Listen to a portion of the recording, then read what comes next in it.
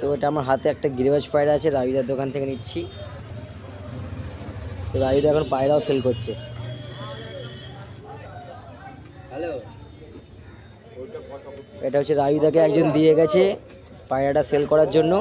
আমি দেখতে পেয়েছি খুবই সুন্দর। এটা হচ্ছে আমার হাতে একটা ফিমেল আর খাঁচারটা মেল। আমি এই পায়রা দুটোকে নিয়ে নেবো।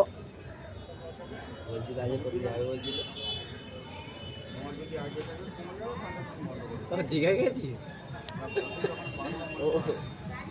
দেখে গেছি।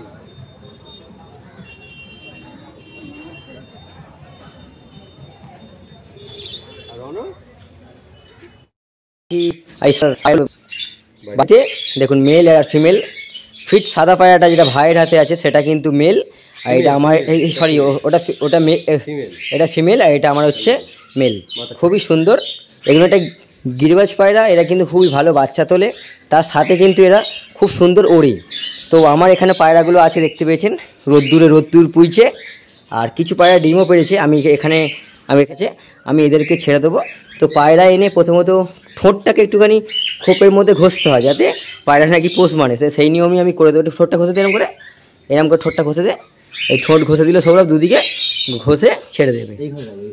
এই ঘরটায় রাখবে। এখন এদেরকে জল দানা দিয়ে দাও, গলায় কিছু খায়নি এখনো।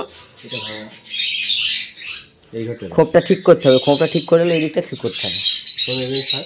খুলে দে, খোল পরে ছাড়বি দে।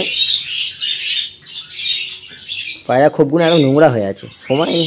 আচ্ছা এই তো, এই জল দিয়ে দাও, একটু গম দিয়ে দাও, ব্যাস। খুব সুন্দর পেয়ার, কত লম্বা চওড়া পায়রা, বল কি ভাই?